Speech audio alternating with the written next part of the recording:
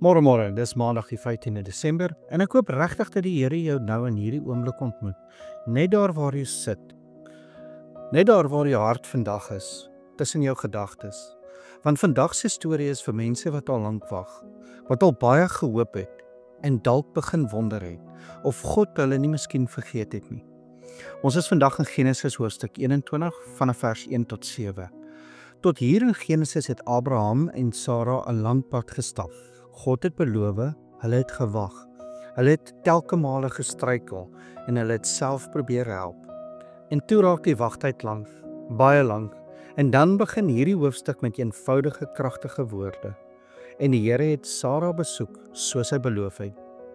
Nie 'n nuwe belofte nie, die vervulling van 'n ou een. Kom ons luister na wat gebeur. Die Bybel sê, en die Here het aan Sara gedoen soos hy gespreek het. Dis baie belangrik hierdie. God doen presies wat hy gesê het, nie ongeveer nie, nie halfpad nie.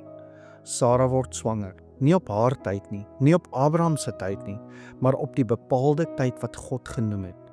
Abraham is reeds 100 jaar oud, Sara is 90 en is verby menslike moontlikheid om swanger te kan raak. En tog word Isak gebore. Abraham gee hom die naam wat God gesê het, Isak, wat beteken gelag. En dan hoor ons Sara self praat, nie met ongeloof nie, nie met bitterheid nie, maar met verwondering. 'n Gelag het God my berei. Elkeen wat dit hoor, sal oor my lag.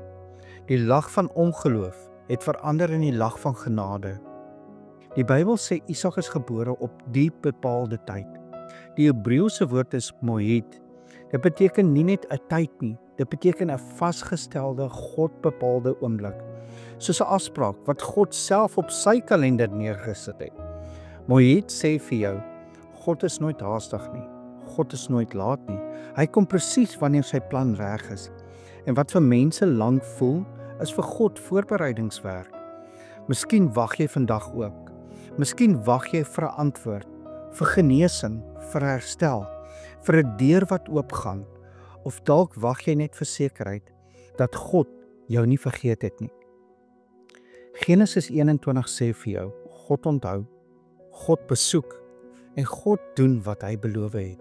En soms verander hy nie net die situasie nie, hy verander jou lag ook. Jesus is die grootste bewys daarvan.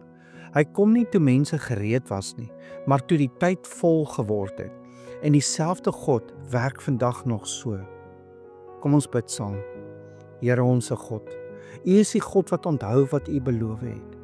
Dankie dat U nooit vergeet nie, selfs wanneer ons moeg raak van die gewag. Here, ontmoet ons vandag. Gee ons vrede in die wagtyd. Leer ons om te vertrou op U bepaalde tyd. Dankie dat U in Jesus gewys het, dat U altyd doen wat U sê. Ons lê ons wag, ons vra en ons hoop in U hande neer. Ons bid dit in die naam van Jesus Christus. Amen. En onthou, jy is dalk die Bybel wat iemand vandag moet ontmoet. As God beloof het, sal hy dit doen. En as jy vandag wag, wag met hoop. God is op pad, presies op die regte tyd. Ek hoop jy het 'n geseënde Maandag.